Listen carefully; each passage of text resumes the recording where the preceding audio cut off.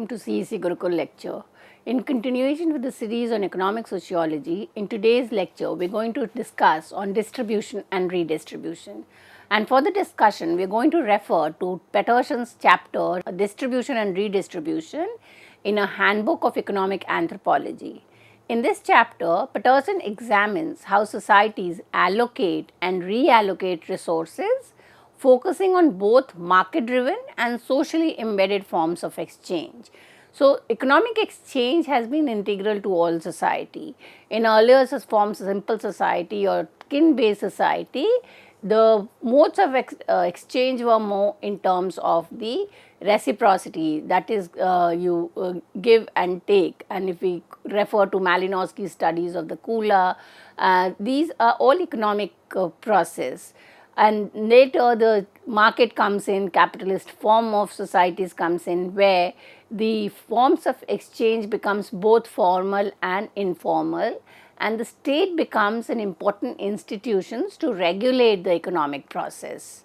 So, when we look into this chapter on distribution and redistribution, Peterson discusses historical and anthropological perspective on how redistribution analyzing the different economic system.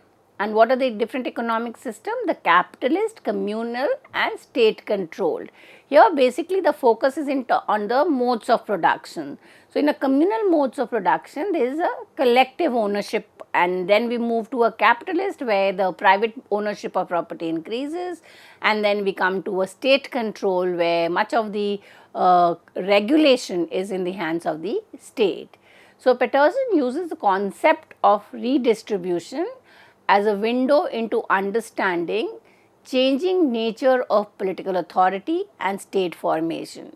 So, here the reference is to Karl Polanyi and a concept of embedded economy, where there is a connection between the economy, the culture, the politics, and we need to study them in interconnection between the three to have a more holistic understanding.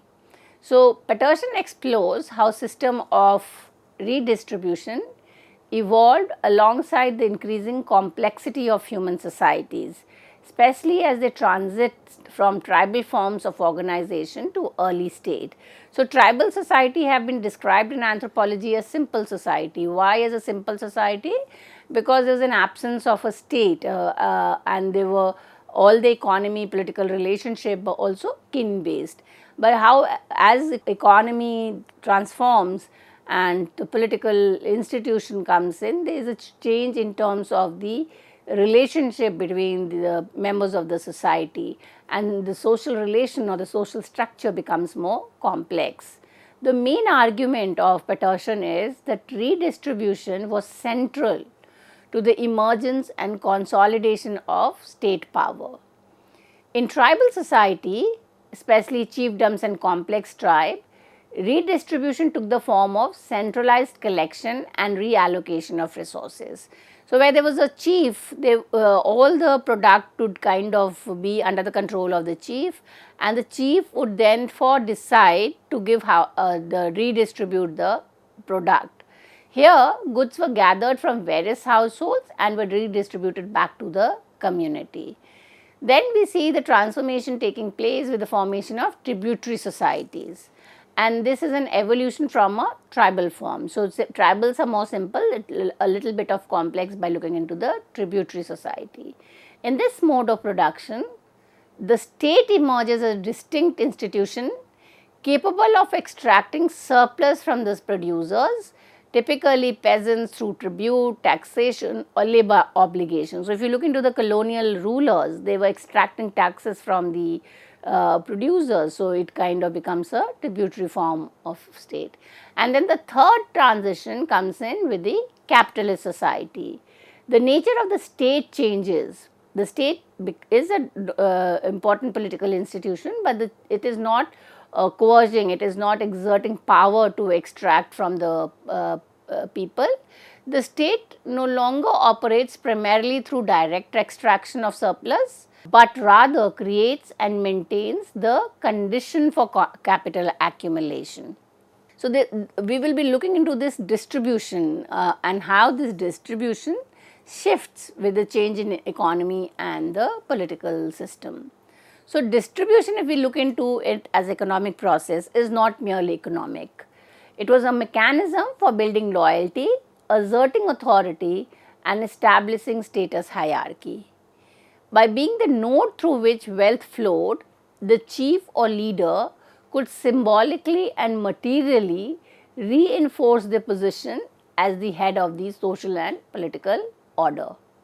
Peterson emphasizes that redistribution in tribal context was not driven by market logic or by economic efficiency, but by kinship obligation, ritualized exchanges, and the need to maintain political cohesion.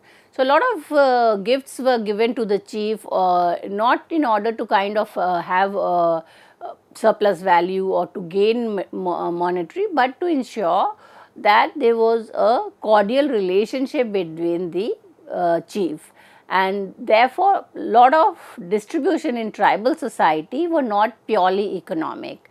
Here the example that Peterson gives is that leaders would use redistributed goods to reward allies, support followers and engage in reciprocal relationship with other group, thereby weaving a network of dependence and obligation that sustain their power.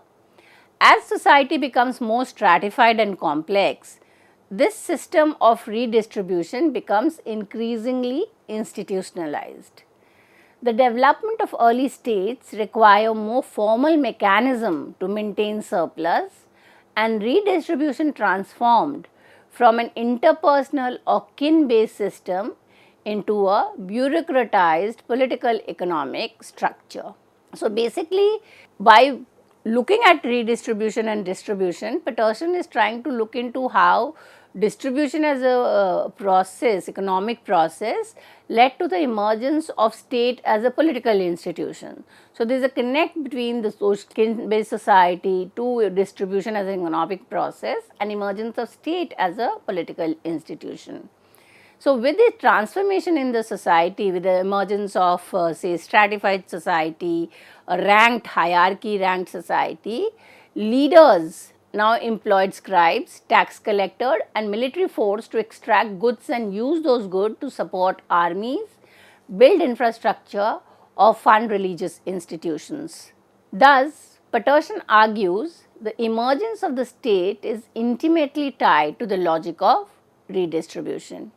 It was not just coercive power, military or legal, that enabled state formation, but also the ability of ruling elite to control, store and strategically allocate surplus resources. So, when we look into this, we will see again kind of, we have discussed this earlier also, now we will do a detailed discussion where he is talking about the ways in which redistribution as economic process evolves with social complexity, and he is kind of looking at three different types: tribal to tributary to capitalist state. So, we will in detail discuss each of the three. In tribal society, it builds social solidarity and leadership legitimacy. In tributary society, the state becomes a tool of centralized power and class control. And in capitalist society, distribution and redistribution supports market system while managing inequality. So, the state kind of, we will see in most of the capitalist society, we need to have the state to have programs, policies for redistribution. And why is this required? This is required to manage inequality. Now, each of the shift from tribal to tributary to capitalist reflects a deeper transformation in how society organizes political authority, surplus extraction and social reproduction. So, now let us look into the role of state in tribal society. Peterson begins by examining tribal societies, particularly those organized kinship and reciprocity. These societies are typically egalitarian or only loosely hierarchical. So, we know the tribal society inequality is a minimum. There is no kind of a hierarchy, and the class is almost absent. However, in more complex tribal society, especially those with chiefdom, the groundwork for early forms of state becomes visible. In such setting, redistribution is a key mechanism through which leaders, and who are the leaders here? The chiefs, consolidate influence.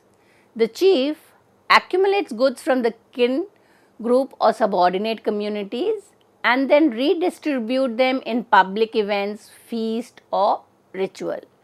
This activity helps to create a bond of obligation and loyalty, legitimizing leaders' role and fostering a sense of community. So, the idea is that it is still a kind of a collective issue, but in some form the chief or the leader, in order to maintain his legitimacy, ensures that the produce are collected together and then during a feast or an event distributed. While there is no formal state apparatus in the tribal society, this centralized control over surplus signals a step towards state-like organization. Peterson emphasizes that the redistributed role of chief is not simply economic, it is political and symbolic. By managing the flow of goods, leaders reinforce their prestige and authority within the tribe, especially where there is an agricultural surplus that allows for regular and large scale redistribution. So, much of the time, in order to kind of maintain his influence over the rest of the people, he is able to maintain that prestige of being a leader by large scale distribution, and ensures that every member of the community are getting the products.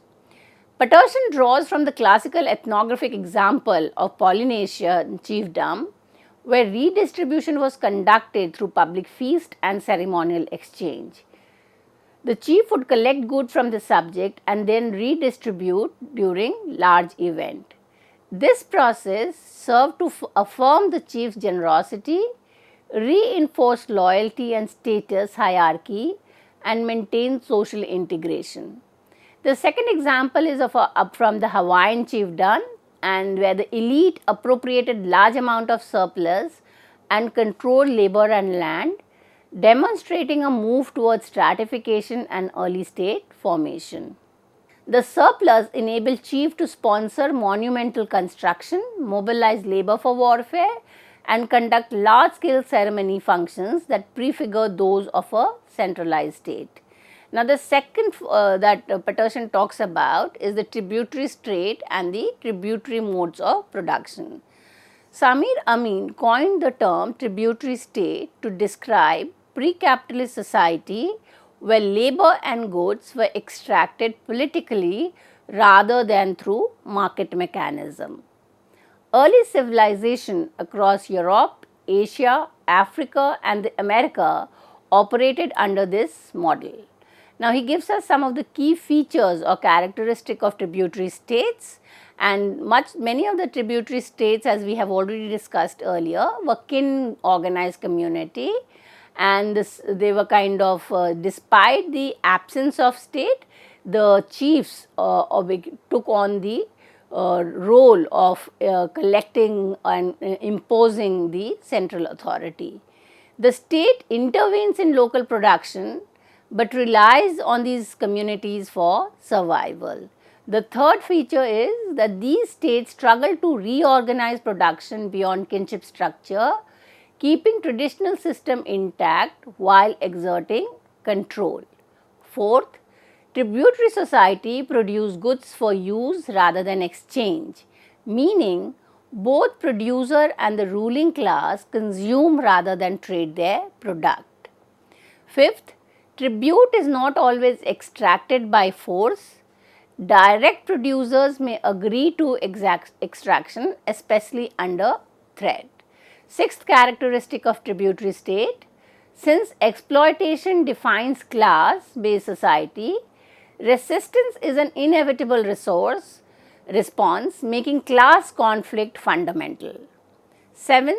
Kin and village community that maintain control over land and labor restrict the state's ability to extract tribute consistently, forcing rulers to seek lost resources through expansionist policies that subjugate peripheral societies.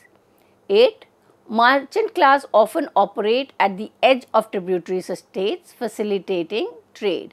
So, when we talk about the features of the tributary states, we see that it is in between the tribal and the capitalist, or where the state becomes. Some of the features of kin based societies are there, and some features of the state capitalist market based societies have entered.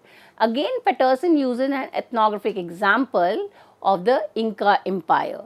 The Inca state collected labor and goods like food, textile, coca leaves through a structured system known as the mita, which is the labor tax.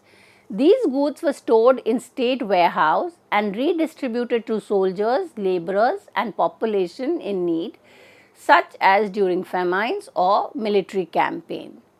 The redistributed system helped the Inca extend control over diverse ecological zone and solidify the emperor's legitimacy.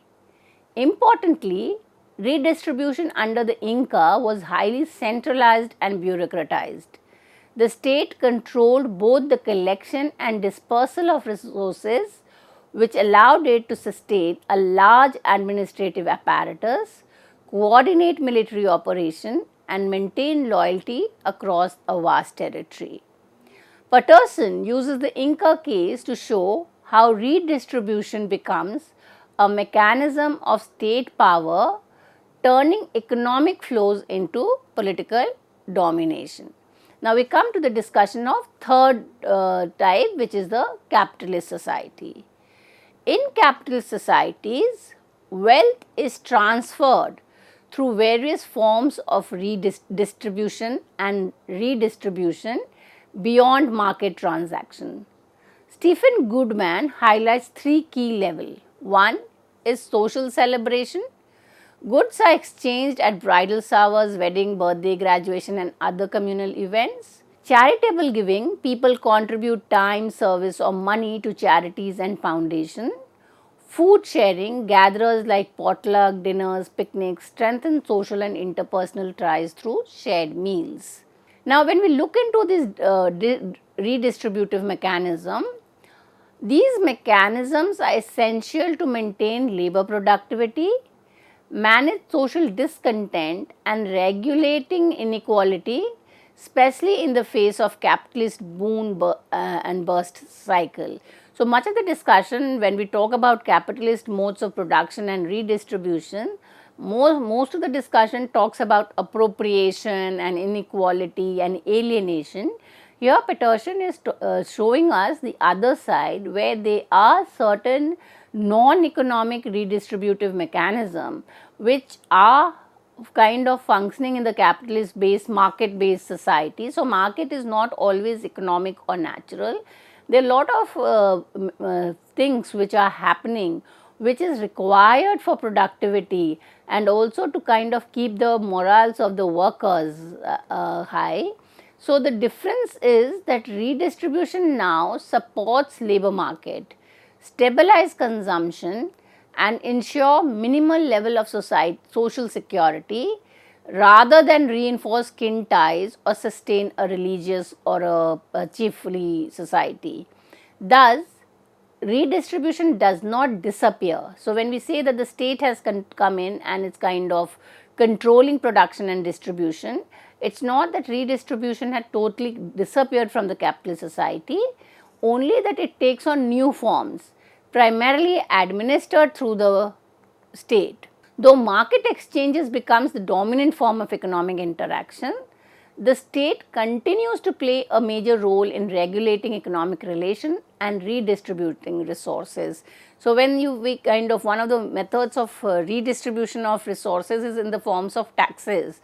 So, there is a tax slab where the taxes are in terms of the earning, and then we have kind of lot of policies and programs where certain products are given to people with from a poor, weaker economic section in terms of subsidized good or certain kind of exemption, and therefore these are the mechanism through which the state controls the distribution process. Patterson refers to the United States and other Western capitalist democracy where the state collects taxes and redistributes income. So, even in any of the modern nation state, the taxation is a system of redistributing, and the taxation is based on the income of the individual. So, those who kind of earn a higher income have to pay a larger tax compared to the people whose income is low. So, redistribution under capitalism is a bureaucratic policy driven and ideologically contested, yet it remains essential for the reproduction of the social order, because if redistribution is not taking place, then those who are kind of the weaker, economically weaker will continue, and there is kind of a widening of the gap between those whose incomes are high and those who are less. Despite the government measures, we know that over the years that we are entering, there is a certain kind of wide inequality which is apparent, especially in terms of the income of the state. So, if we look into the capitalist society, taxation is a formal system of redistribution. There are certain kind of informal system of redistribution which Patterson is talking about, and these are taking place at the level of household, community and informal network.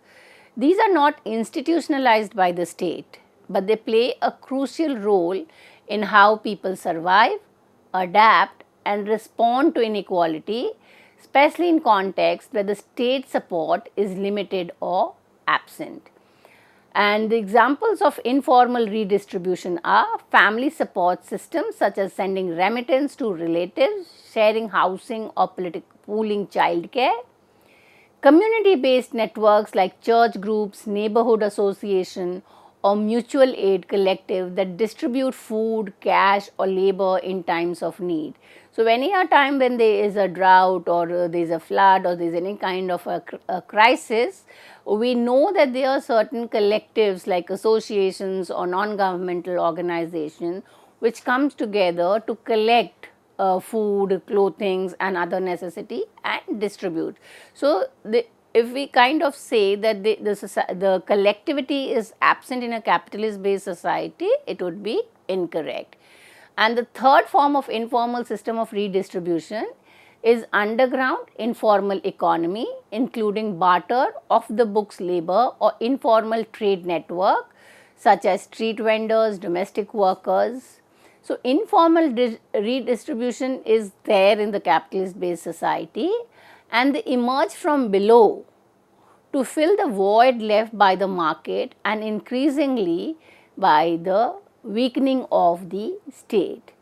Now, these informal redistribution mechanisms exist outside the formal economy, are not easily taxed by the state, reinforcing personal and communal bond. Informal redistribution is often reactive, a survival mechanism in the face of structural inequality, precarious labor and social exclusion. Patterson connects this to Marxist theory, noting that the formal economy is structured by capital accumulation, which inevitably produces inequality. So, we try to talk about the idea of the shift from the tribal to a tributary to a capitalist based society, and we see that all the form there are certain kind of both formal and informal ways of redistribution.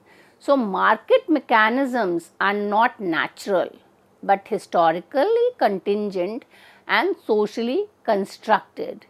In short, Peterson contributes to economic sociology by expanding our understanding of how economic life is socially organized, historically variable, and politically contested. So, when we try to understand distribution and redistribution, we cannot do by just creating a dichotomy between the tribal society and advanced industrial society and look into the evolution of it. What we need to do is look into some of the patterns which are found in the capitalist society, which was there even in the tribal society. So, this continuity has to be captured in order to understand the nature of the economy. Peterson's anthropological lens enriches sociological inquiry, bridging the two fields in a way that underscores the shared commitment to understanding the social foundation of economic life. Peterson demonstrates that economic practices are embedded in social, political, and cultural system.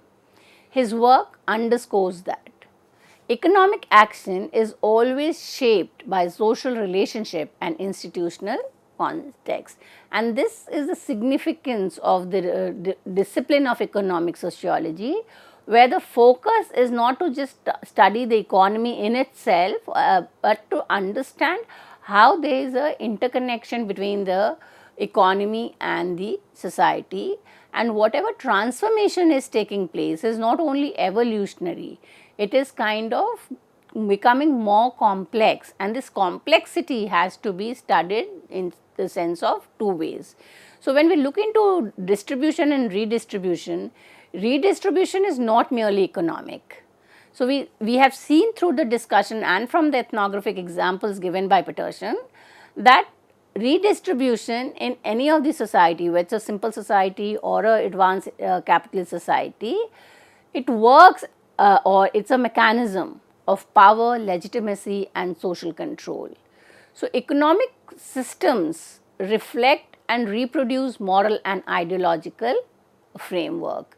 So, we have tried to make a sense of understanding the process of distribution and redistribution in the society, and to get more ideas about this reading, we have to read this article by Peterson Thomas published in 2005. The title I have already used in the lecture, that is Distribution and Redistribution. This chapter is taken from James G. Carrier, edited A Handbook of Economic Anthropology, published by Edward Elgar. We need to read page 194 to 209. If we read this, we will get a good idea of what Peterson means by talking about the redistribution and distribution as embedded economic process. With this, I come to an end of this lecture. Thank you.